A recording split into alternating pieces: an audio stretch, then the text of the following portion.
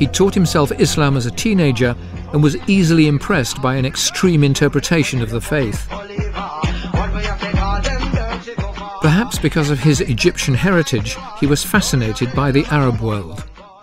One day he showed me this video, and it was just footage of Osama bin Laden walking through some mountains, and it had Arabic writing and music in the background, and I don't think he wholly understood it, but the way he was looking at me, and he just had an air of expectation about him. It just seemed like he was expecting me to find it impressive or expecting to find it cool. I think he was sort of in love with the aura surrounding radical Islam. He was a little bit of basically a lost soul looking for an identity. And I think that's when he went on to look at Islam as a way of getting himself perhaps clean from heroin, but also as a mechanism, a moral code for life for him to grow up through.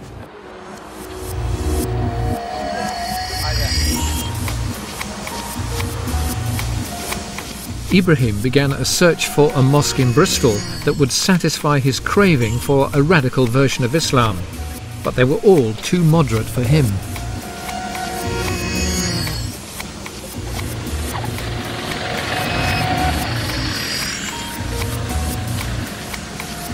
My understanding is he actually went and visited a number of mosques in Bristol on various aspects of the Islamic spectrum, and he never actually settled with one.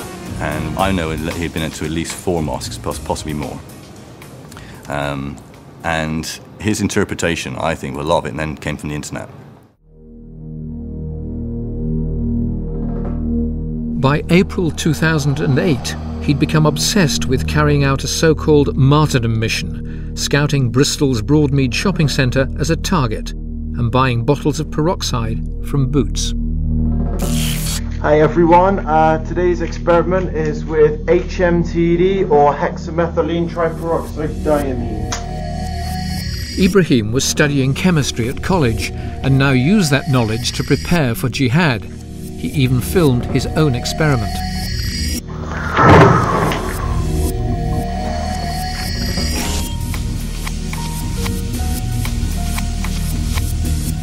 But then the police struck lucky. A special branch officer received a call from a local mosque that had recently hosted a prevent role-playing exercise. I received a phone call from one of our community contacts to say that they had concerns about a person in the community. They'd seen that he had burns on his hands. About 10-15 minutes later, I received a further call from the same person saying that he didn't think it could wait until the morning, and it was probably a little bit more serious than that. I asked him to explain why, and he said, "We think he may have some explosives at his home address." His colleague, Gary Ricketts, hurried straight to the contact. He told me the man's name was Issa, that's all they knew, and that he was a white convert, that he'd had injuries to his hands which were pitted and reddening, it was described as, and that he'd been talking about suicide bombing and finding out people's views on it, whether it was good or bad. The police quickly established that Issa was Andrew Ibrahim and that he probably needed medical treatment. Because obviously there were injuries to his hands, etc., we decided to go and speak with the surgery that he was actually connected with to see if he'd been there. And as we were there making inquiries, believe it or not, actually Andrew Ibrahim walked into the surgery. It's a stroke of luck. It was.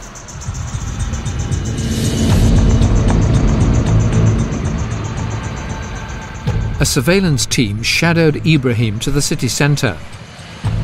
The fact that he was carrying a rucksack made them nervous. They decided to move in. Ibrahim was just 19 at the time. How was he arrested? At gunpoint with an arms team, we arrested him just in Princes Street in Bristol. And what was his reaction? He was stunned, as you could imagine. Being told to lay face down, I suppose, with a gun pointed at you is quite sobering. And he was basically arrested and placed into a vehicle and taken to Trinity Road Police Station. Ibrahim told the police that there were explosives in his fridge.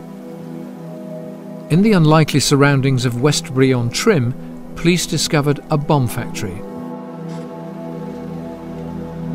When the flat is searched, there is found hanging on the back of his bedroom door as a suicide vest. On the bed there's a number of ball bearings.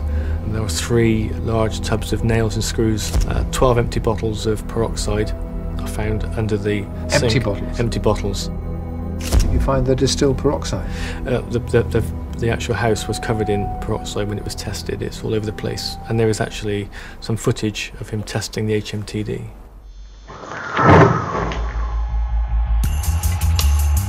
Like Nicky Riley, Ibrahim's target was also a shopping centre. He too saw Britain as a dirty toilet. Decadent Britons had to be punished. Would the bomb have been viable? Would it have gone off? According to the experts who've looked at it, yes. They believe that certainly with the component parts he had, the other chemicals which were stored underneath the sink, probably made in the region of an explosive device which could amount to about 11 hand grenades. And that could do a lot of damage. And if that had gone off? We're talking murder, we're talking maimed people. Impact on Bristol as a city would be catastrophic for years to come.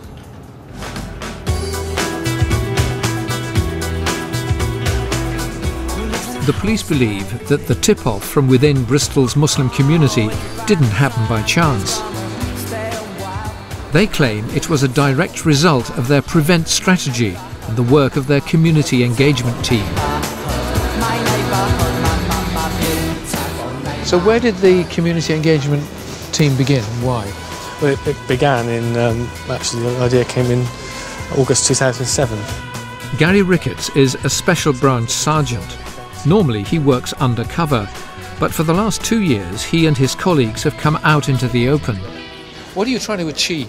We're trying to achieve a situation where the community have trust and confidence in us, are able to speak to us if they have any concerns. You can't just move in and say, hello, I'm a special branch officer, trust me. No, you can't. Which is why it's a long-term process. You can't just dip in and dip out. You need to be there regularly every week. If you say you're going to be there on a Friday, you're there on a Friday. But there are going to be people in the community who say, you know, you're a special branch. The fact that you're a special branch means you're a spy, because that's what special branch officers do. Obviously, that's something that we have to address on a day-to-day basis if we get asked that question. And that is all about us saying to people, you know, the special branch have a role, and yes, there are maybe some covert parts of special branch, but that is not us.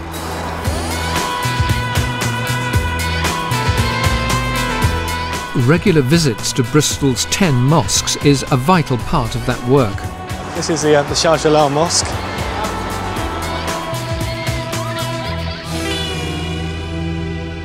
So if you were concerned about any individual in your community or in your mosque, then you would get in touch with Gary or one of his colleagues? Sure. There's no without doubt. And you know that Gary is a member of Special Branch? Yes. He knows. We do. I told him we went to the Shah Jalal. Oh yeah. And met with Mr. Wahab. Andrew Ibrahim was sentenced to 11 years in prison. Police claim it was their groundwork in forging links with Bristol's Muslim community that led to Ibrahim's arrest. They highlight it as a major success for Prevent. Just approaching Bristol Central Mosque.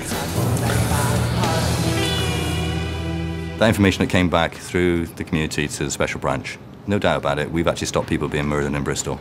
You know, without their help, you know, there will be a lot of bereaving families at the moment. Whatever the reason for the crucial tip-off, there are those who resent the suggestion that, were it not for such initiatives, the Muslim community would never supply such information.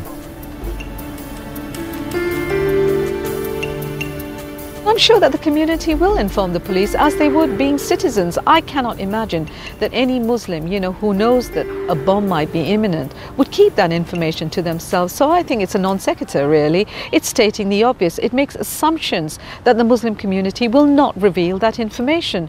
Now, from what I know, there are imams who have revealed information about potential extremists that might be in their midst. So there is an assumption that somehow they won't.